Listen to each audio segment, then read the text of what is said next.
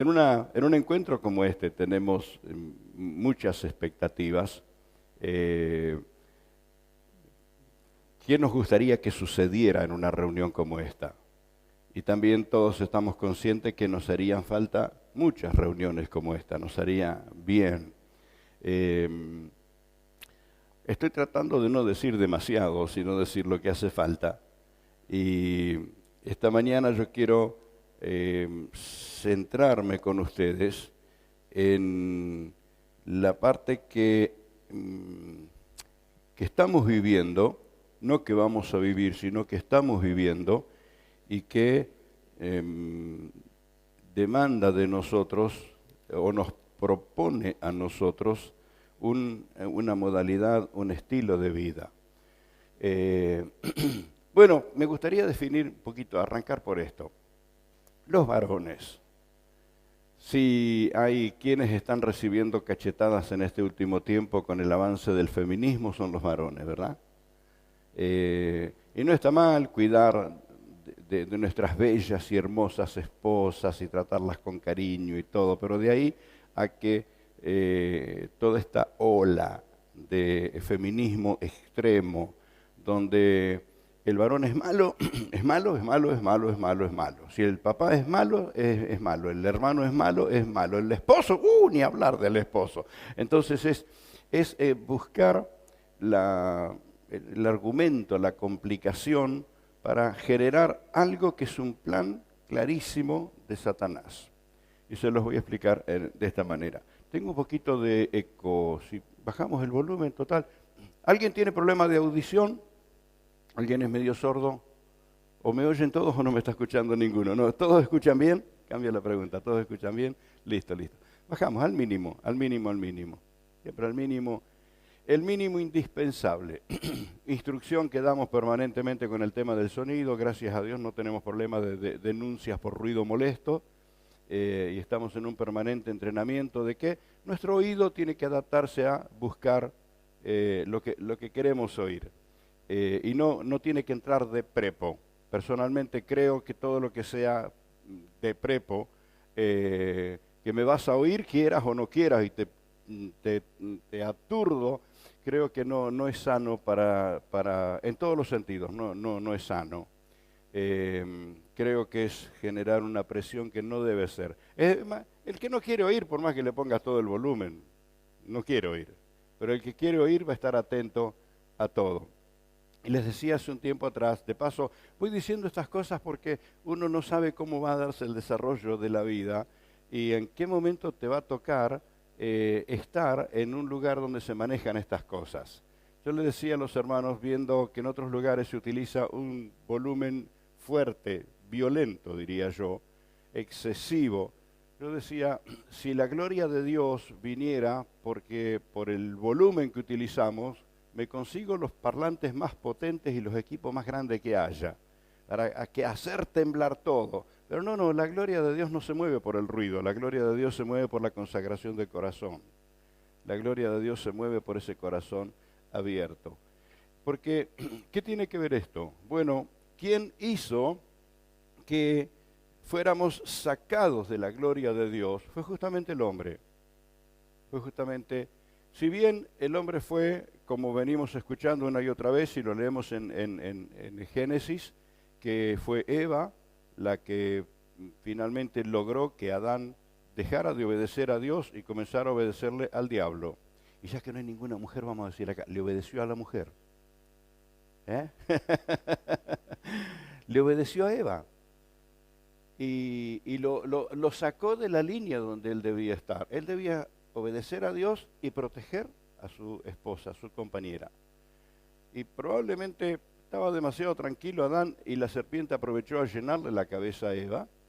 Eva sale de la línea que Dios le había marcado y pobre Adán, de ahí en más, no quiero pensar lo que debe ser vivir con una mujer caída de la gracia, caída de la gloria, y Adán permanecía en la gloria y como no hubo manera de medir el tiempo, no hay forma de medir el tiempo que ellos vivieron así, no sabemos si fue un año, 2 o 10 o 20 o 100 años, porque no había manera de medirlo.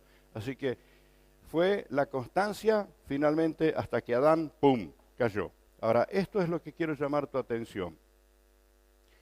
Dios no intervino y no ejecutó el juicio, ¿hasta cuándo?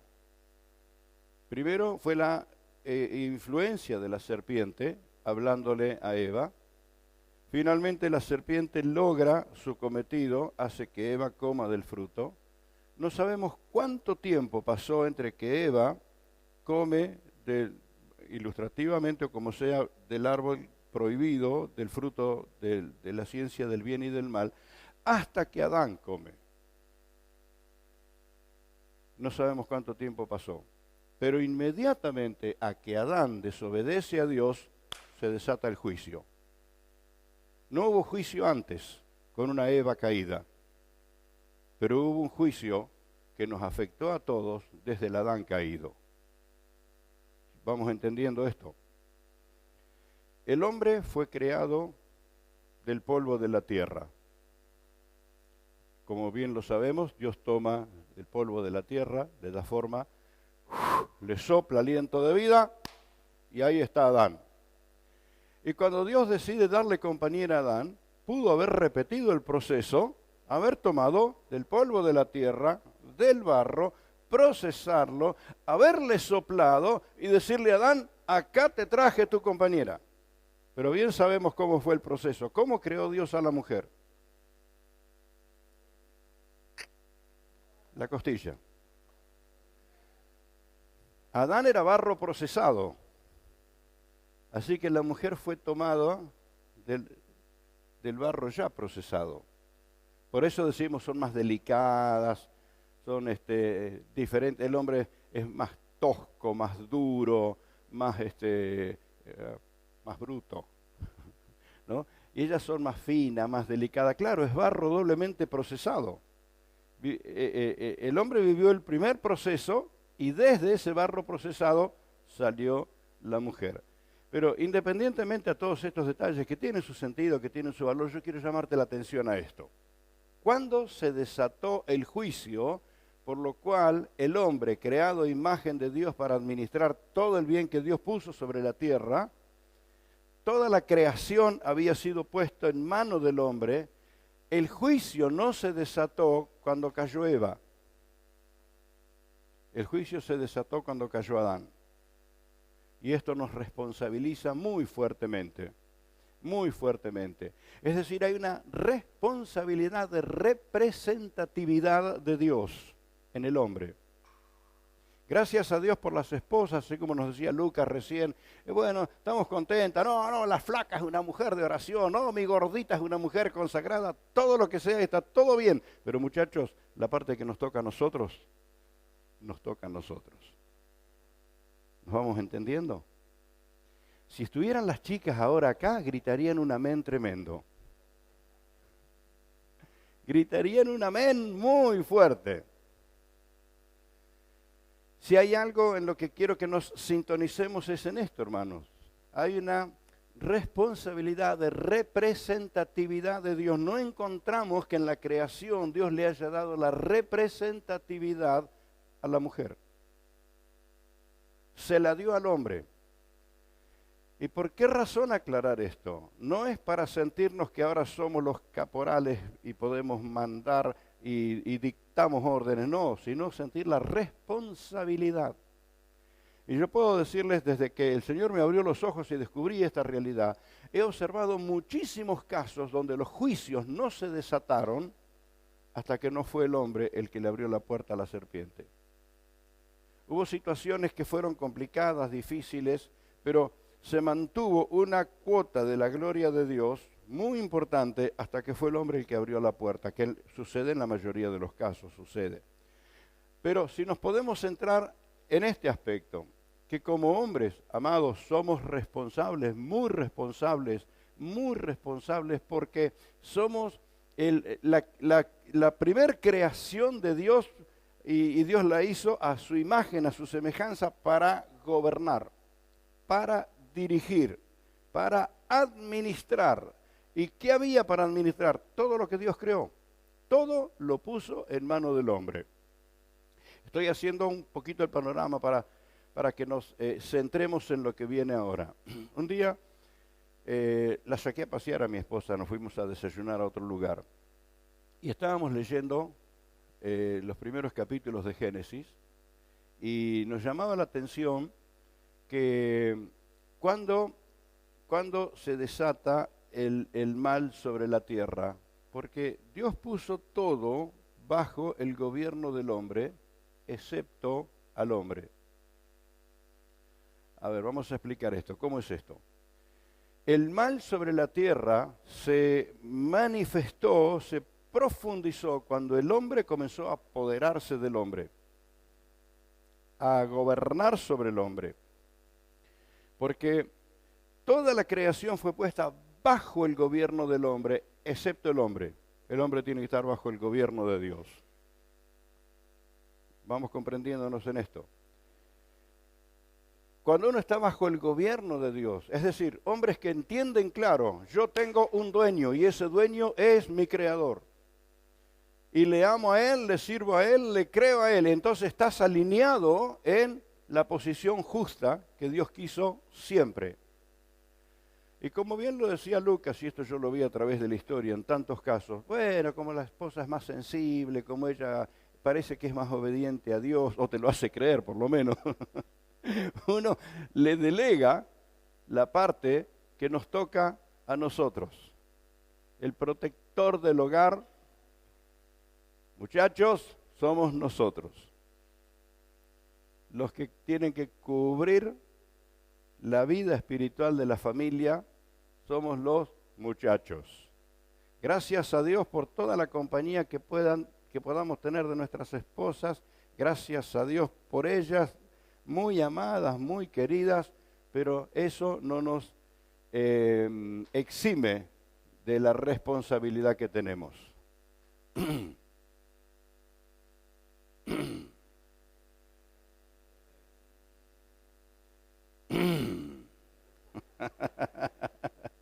Si estuviera Cash Luna, él diría, hola.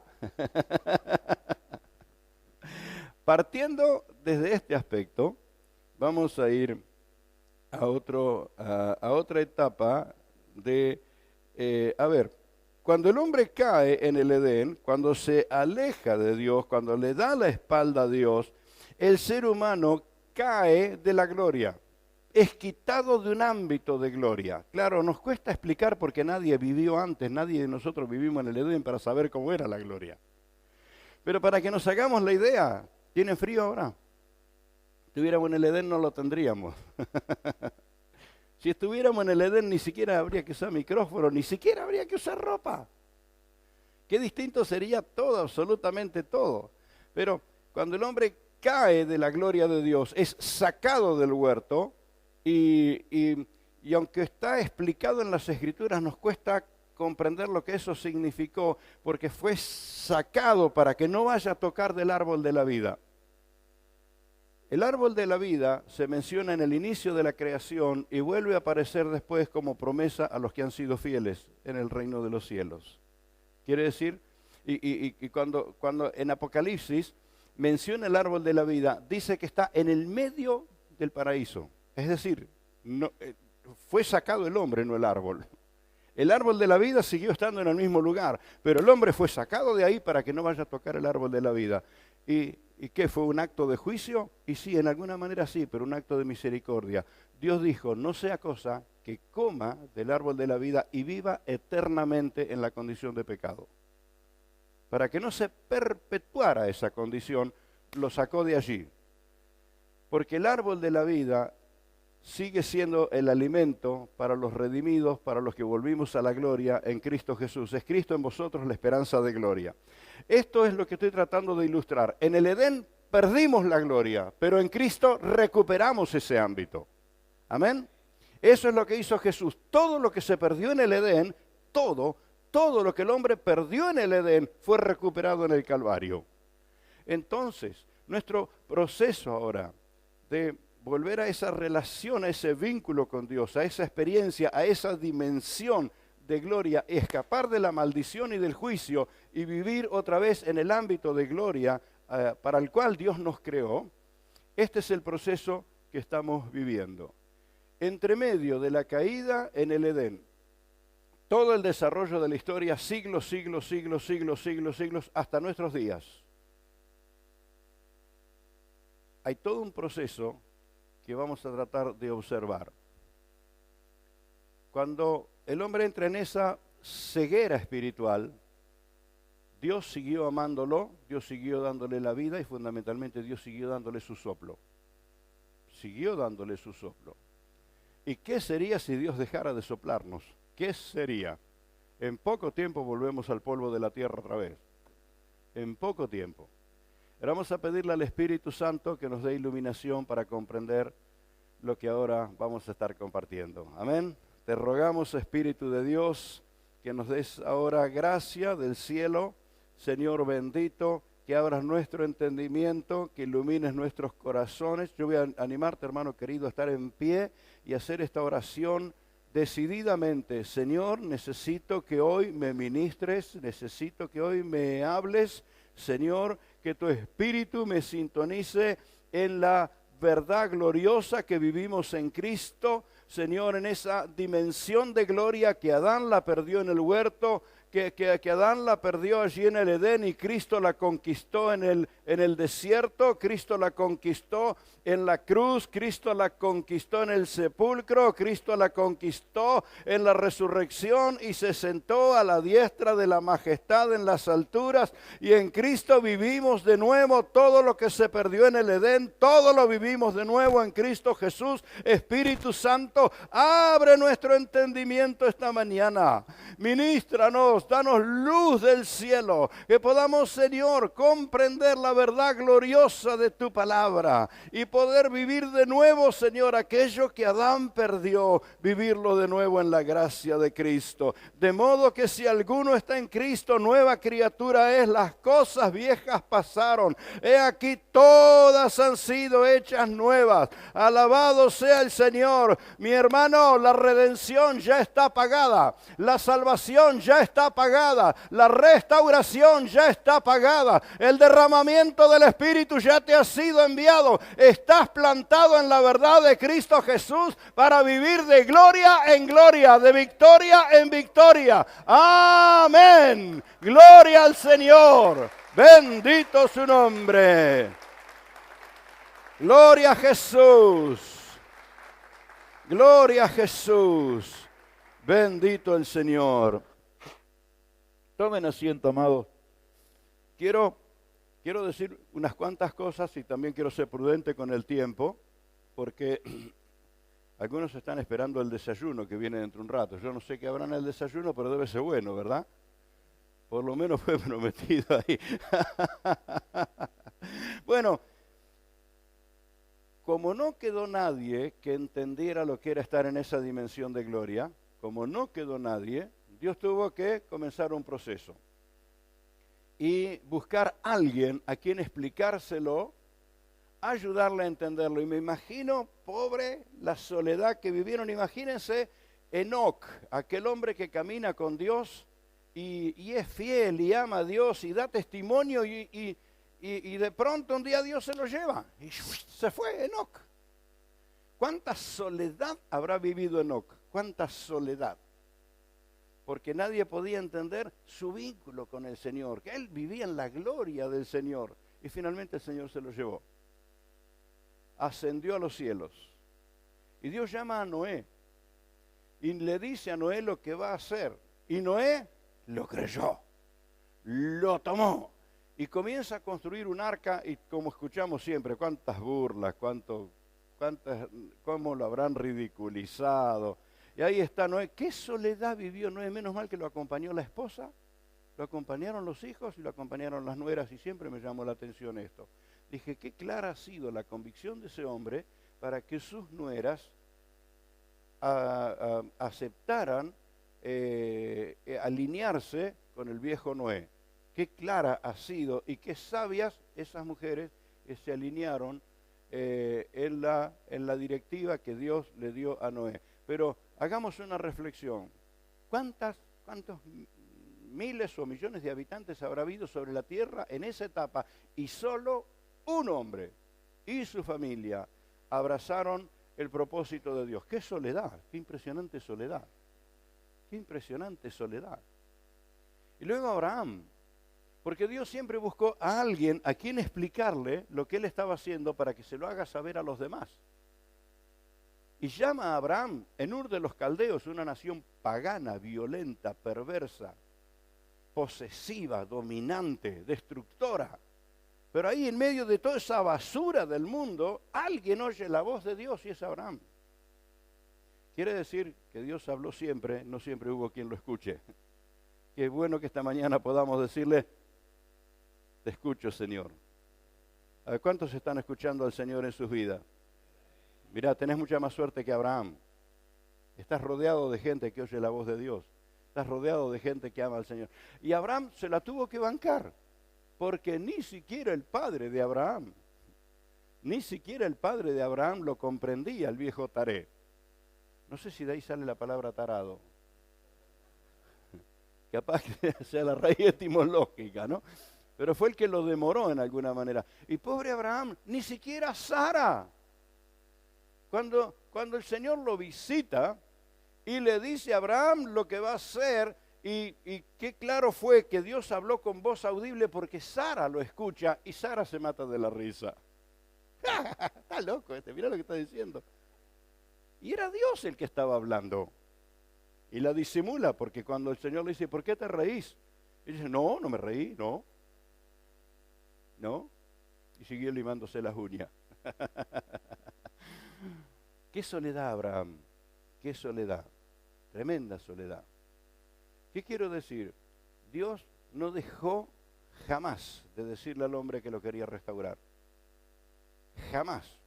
Siguió de una y de otra manera y luego constituye todo un formato, y aquí es donde necesito que prestes mucha atención, todo un formato de ministración mediante sacerdotes, mediante sacrificios, mediante levitas y un sinfín de símbolos, para que se les abriera la cabeza a los herederos de la salvación de todo el proceso que ellos están haciendo a través de los símbolos y del tipo de culto y todo eso, para entender que lo celestial, lo divino seguía existiendo y uno no lograba comprender la bondad y la gracia del Señor y todo lo que Dios había previsto para llevarnos de nuevo a su gloria. Y estos hacen una religión, ¿cómo diría? A ver, hay una palabra que se me escapa. Cuando esto es mío y no deja entrar a nadie, excluyente, ahí está. Ellos hacen una religión excluyente y las promesas de Dios las toman en forma excluyente para ellos. Y esta fue la cuestión del pueblo hebreo, del pueblo judío, que olvidaron que Dios quería redimir a todos. Dios quería salvar ¿a quién? A todos. Que la salvación era para todo hombre y para toda mujer, y ellos quisieron privatizarlo a Dios. Observen que uno de los grandes alborotos que hubo cuando Jesús limpia el templo, no hicieron tanto lío porque Jesús limpió el templo, sino cuando Jesús dijo, mi casa será llamada casa de oración para todos los pueblos. Ahí se armó el lío. No, que para todos los pueblos. Este es nuestro templo, esto es para nosotros. Ellos querían privatizar la vida de fe. Y la intención de Dios es que primero con un hombre, después con una familia y ahora con una nación, por favor, alguien que le diga al mundo que lo quiero salvar. Alguien que le diga al mundo, alguien que le señale al mundo el camino de la salvación. Y estos se enceguecieron y hasta les tuvo que derrumbar el templo. Cuando Jesús dice, ese edificio que admiran y que es como el ícono de su fidelidad, de su felicidad, el templo en Jerusalén. La máxima señal. Jesús dice, no le va a quedar piedra sobre piedra que no sea derribada. Y pasó, y evidentemente pasó. Porque Abraham hizo su parte, cada uno hizo su parte, pero nadie logró entender que Dios quiere redimir y salvar a todos. Y espero que nosotros sí podamos comprender esto. Y en el nuevo pacto, en Cristo Jesús, están las puertas abiertas para todo aquel que cree. En la etapa anterior, bajo el antiguo pacto, era algo así como por herencia. Pero en el nuevo pacto es todo aquel que cree. Por eso es que en una familia uno se convierte, cree y ama al Señor y tiene una experiencia poderosa con el Señor, y puede ser que el resto de la familia no. Opa. Aunque te sientas solo, seguí siendo fiel. Seguí siendo fiel. Porque estás en el nuevo pacto. Y yo quisiera ilustrar esto. Voy a decirlo con dos ilustraciones que lo vamos a comprender muy sencillamente. ¿Cuántos juegan al ajedrez o han jugado alguna vez al ajedrez? Bien, bien. Qué lindo deporte. Qué lindo. Apasionante, apasionante. Yo tuve que hacer personalmente un renunciamiento, porque cuando aprendí a jugar al ajedrez me encantaba y estaba, literalmente, de día y de noche, porque cuando nos encontrábamos con otros estábamos jugando, pero cuando me quedaba solo seguía jugando. Viste que es un juego de concentración, así que mi mente estaba elaborando jugadas, y el problema es que cuando yo estaba orando, yo veía el alfil que estaba hackeando la torre, ¿no? Y veía la dama que se me venía, y entonces me di cuenta que estaba tomando posición y posesión de mi mente, y tuve que decir, bueno, lamentablemente, tengo tableros de ajedrez que me han regalado de distintas categorías, creo que fue una especie de museíto, pero tuve que renunciar a ese juego por cómo me absorbía, Pero, a ver, en el ajedrez hay algo que todos van a comprender la ilustración que quiero hacer. ¿Cuál es la pieza que se considera, de todas las piezas, la de menor valor? El peoncito. Es más, cuando hay que arriesgar, a veces preferimos arriesgar un peoncito, ¿cierto? Vamos a salvar el alfil, vamos a salvar el caballo, vamos a salvar la torre, vamos a salvar la dama por sobre todo, y que no nos hackeen el rey, pero el peoncito. ¿Ustedes saben qué pasa cuando un peoncito que sale desde su punto y va atravesando el tablero y llega a la línea final del tablero? ¿Qué es lo que sucede? ¿Cómo se llama eso, ese logro? El peoncito coronó. Cuando llega a la otra punta del tablero y no lo comieron por el camino, logró zafar, y llegó a la línea final, ese peoncito coronó. Así que se torna en una pieza de máxima autoridad, como las que tienen la máxima autoridad dentro del tablero. Con ese peoncito coronado, vos podés tener otra dama, otra torre, otro alfil, la pieza que decidas. ¿Y qué va a decidir un jugador de ajedrez? Quiere otra dama, la pieza que más potestad tiene sobre el movimiento en el tablero. ¿Con qué? Con un peoncito coronado.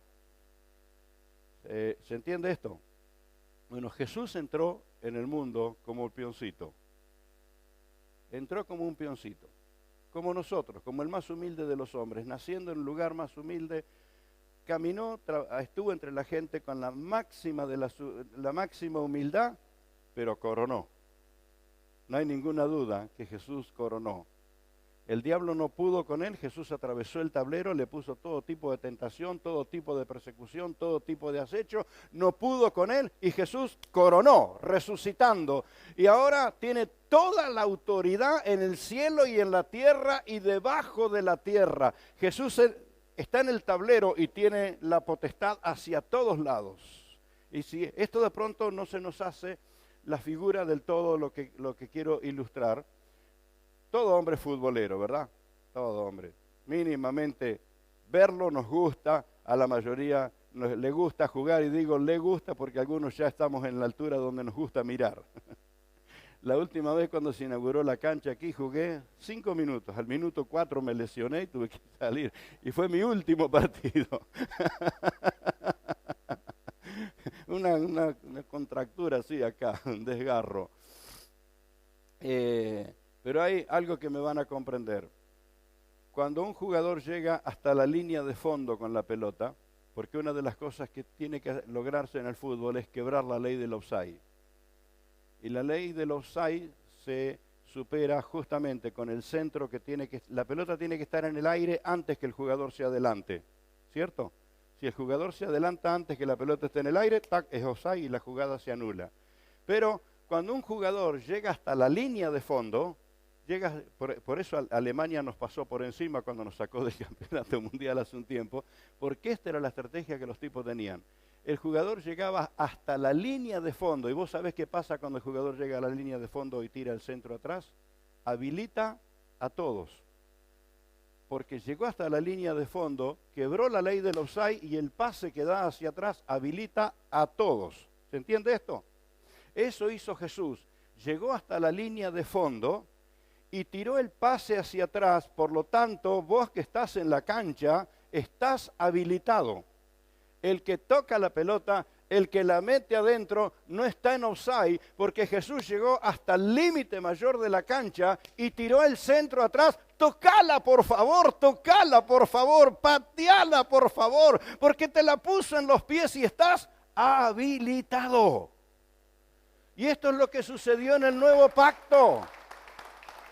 Gloria a Dios. Jesús nos habilitó a todos. Si estuvieran las chicas tendría que decir a todos y a todas. Así que cuando estén las chicas voy a tener que cuidar este detalle. Pero estamos entre varones. Te habilitó. Te habilitó. ¿Qué es lo que tiene que suceder? Que nosotros estemos siguiendo a Jesús en la jugada que Él está haciendo y entender que no juegas solo, Jesús juega contigo. Hay decisiones en la vida que el que pagó el precio es el Señor, nos dio el pase y nosotros solo tuvimos que tocarlo nomás. ¿Se entiende esto? Esto tiene que ver en todos los ámbitos de nuestra vida, en todos los ámbitos, porque al llegar a la línea de fondo y pasarte la pelota, te dejó habilitado. ¿Para qué? Para bendecir, para adorar. Y voy a necesitar varios de ustedes que hagan de actores esta mañana. No les va a tocar bailar, cantar, nada, no, simplemente estar aquí para ilustrar lo que ahora leemos en Efesios capítulo 4. Vamos a leer el capítulo y luego lo vamos a ilustrar para que podamos comprender la diferencia entre lo que fue antes, cuando Dios llamó a un hombre para que le haga saber a los demás que Él quería redimir a todos, y llamó a otro hombre para que le haga saber a todo el mundo que Él quería salvar, y forma una nación para que le hagan saber a todo el mundo que Él quiere salvar a toda vida, y finalmente forma la iglesia, el cuerpo de Cristo, compuesto de hombres, mujeres, de niños, de varones, de todo. ¿Y para qué? Para que le hagan saber al mundo entero que Jesús quiere redimir, que Jesús quiere salvar, que Jesús quiere perdonar los pecados, que Jesús quiere dar nueva vida. ¿A quiénes llamó? Te hizo el pase. ¿Quién se siente que está habilitado? Gloria a Dios. Te hizo el pase. Por eso que cuando le hablas a alguna persona, estás pateando al arco. Un gol en el reino de los cielos. ¿Verdad? ¿Se entiende esto? De pronto casi más nos sirve la ilustración del deporte que el mismo texto bíblico. Cuando le hablas de Jesús a una persona, estás habilitado para hablarle. Y si necesita oración, ¿estás habilitado para orar? ¿Estás habilitado para bendecir? Te habilitó para todo, para todo, para todo. Y ahora vamos a leer Efesios 4. Gracias a Dios, aquí tengo mejor luz. Efesios capítulo 4, quienes lo tienen en su Biblia, quienes me siguen en el teléfono o simplemente lo escuchan. Pablo le dice, y quiero poner los ojos en Efesios y animarte a que leas en el libro de los Hechos de los Apóstoles la predicación del Evangelio entre los efesios, el lío que se armó cuando los celosos de Diana de los efesios, de su diosa, no podían entender que el Evangelio de Cristo operara tantos milagros y manifestaciones de poder, porque los apóstoles habían entendido, el Señor los habilitó para para meterle el gol a quien sea, a Diana de los efesios o al diablo del infierno, a quien sea. Ellos atacaron y el respaldo de Dios estuvo. Y qué alboroto que se armó entre los efesios. Y cuando luego los apóstoles quieren saber acerca de la iglesia en Éfeso, envían mensajeros allí y hay solamente la iglesia de Éfeso compuesta solo por 12 hombres. ¿Cuántos 12 tenemos acá? Casi por 4. Una cuarta parte de los que están aquí presentes era toda la congregación de los efesios. Y allí llega los apóstoles y se recibieron el Espíritu Santo. Y ellos dicen, no, ni siquiera sabemos que hay Espíritu Santo.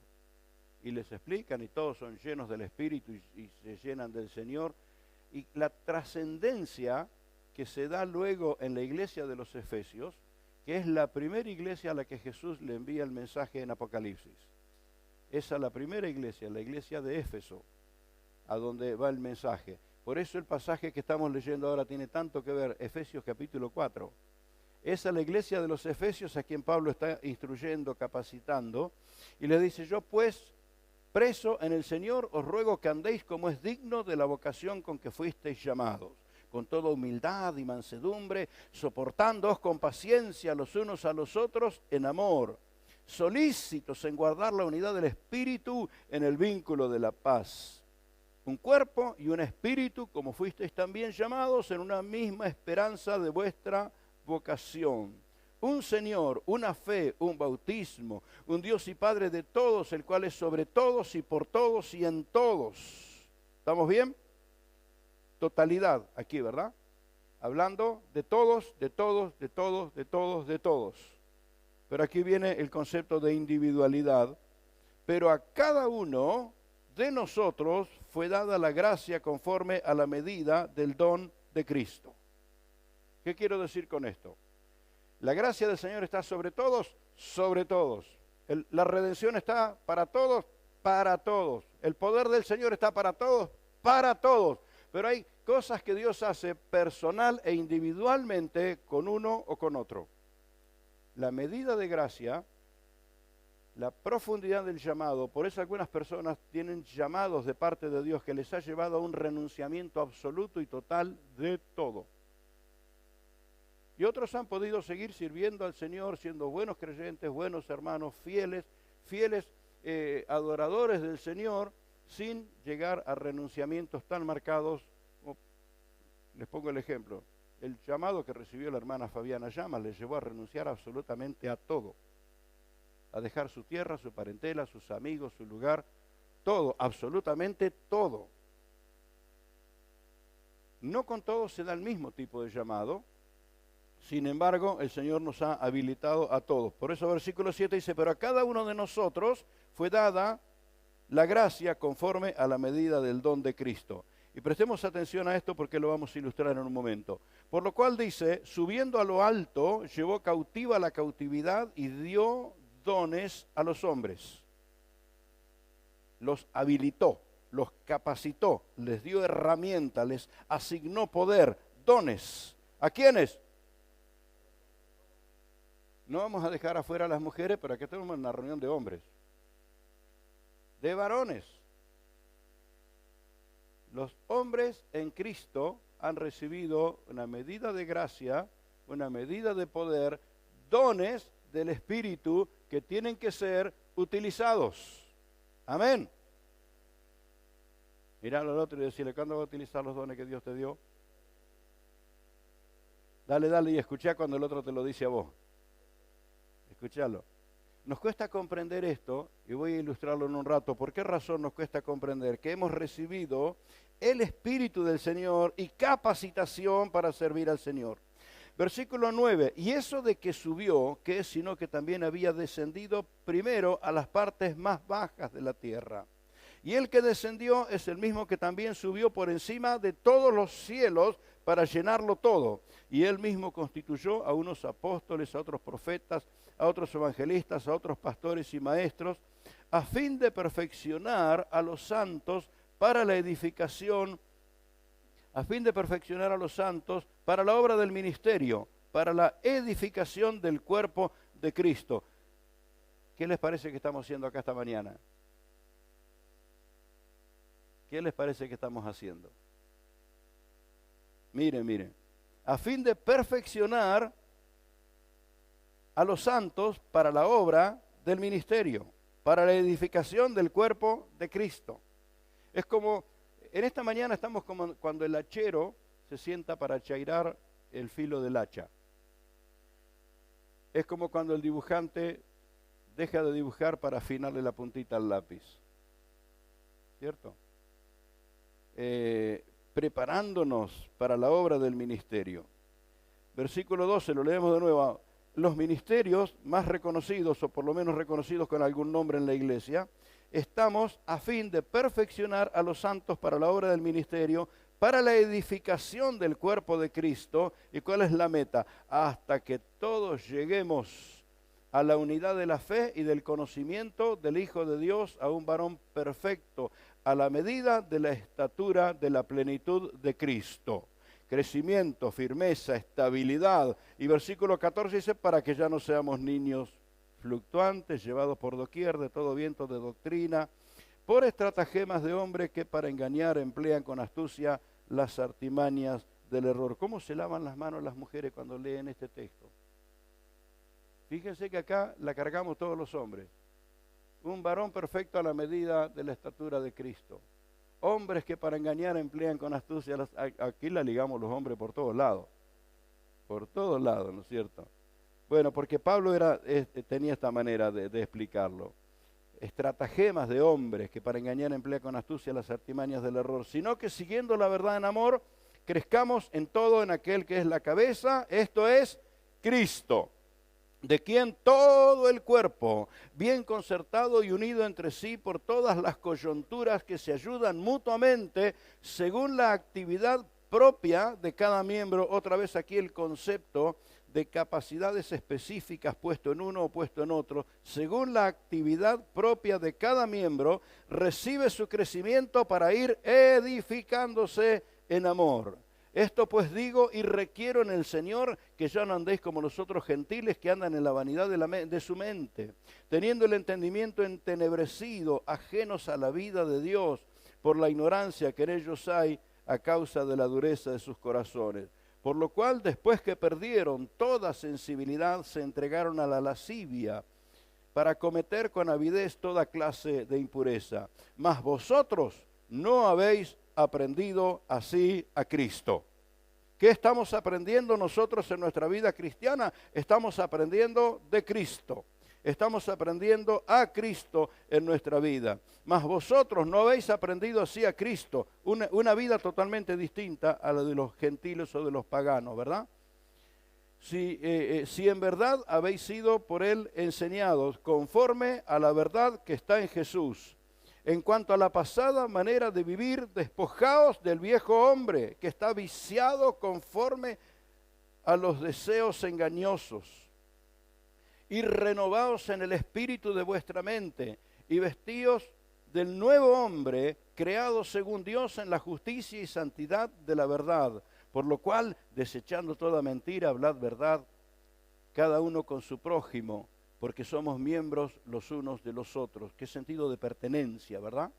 Airaos, pero no pequéis, no se ponga el sol sobre vuestro enojo, ni deis lugar al diablo. El que hurtaba, no hurte más, sino que trabaje haciendo con sus manos lo que es bueno, para que tenga que compartir con el que padece necesidad. Ninguna palabra corrompida salga de vuestra boca, sino la que sea buena para la necesaria edificación, a fin de dar gracia a los creyentes. Y no contristéis al Espíritu Santo de Dios, con el cual fuisteis sellados para el día de la redención. Quítense de vosotros toda amargura, enojo, ira, gritería, maledicencia y toda malicia. Antes, sed benignos unos con otros, misericordiosos unos con otros, perdonándoos unos a otros, como Dios también nos perdonó a nosotros en Cristo. Qué tremendo pasaje. Toda la carta de Filipenses, Colosenses, Efesios, son mensajes para nutrir, para fortalecer, para direccionar la vida de los hombres. Otro pasaje que quería considerar, pero en razón de tiempo voy a dejarlo por allí, es capítulo 3 del libro de Corintios, donde nos habla de la posición en la que nosotros estamos en el nuevo pacto. El nuevo pacto es esa cancha donde Jesús habilitó a todos los jugadores. El nuevo pacto es ese tablero donde el peoncito coronó y no lo puede parar nadie. ¿Se entiende? Disculpen las ilustraciones, yo le pido perdón al Señor por cada ilustración que uno hace, porque estamos ilustrando lo divino, lo sublime, lo glorioso con cosas así tan triviales. Pero nos ayuda a comprender esto, el logro de Cristo Jesús. Ahora, así funciona el cuerpo de Cristo.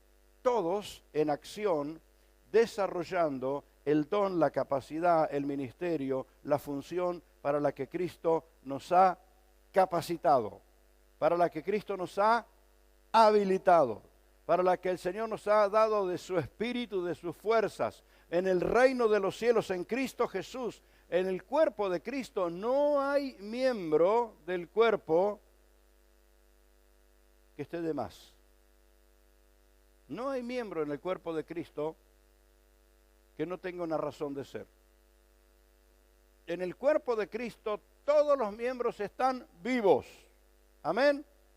¿Alguien se siente muerto esta mañana? Le vamos a ministrar vida, porque en el cuerpo de Cristo todos los miembros están vivos. Y todos los miembros en el cuerpo de Cristo tienen que estar activos. Y de pronto aquí establecemos una diferencia entre estar vivo y estar activo.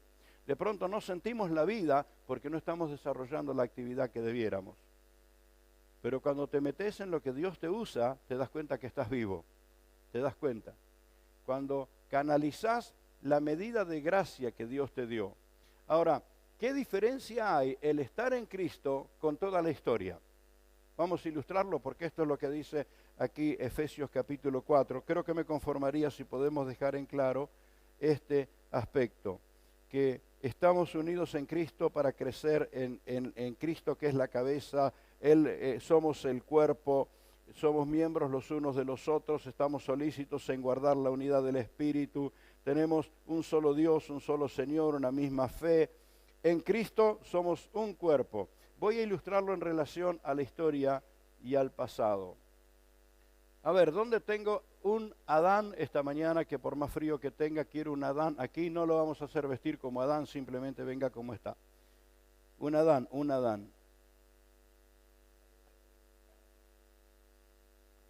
Ahí está, vení, vení, vení. Por aquí lo tengo Adán, vení. Pobrecito. Se la tuvo que aguantar a Eva. A ver, ¿qué otro personaje de la historia recordamos? Enoc. ¿Dónde está Enoc? Venga, venga Enoc, venga, venga.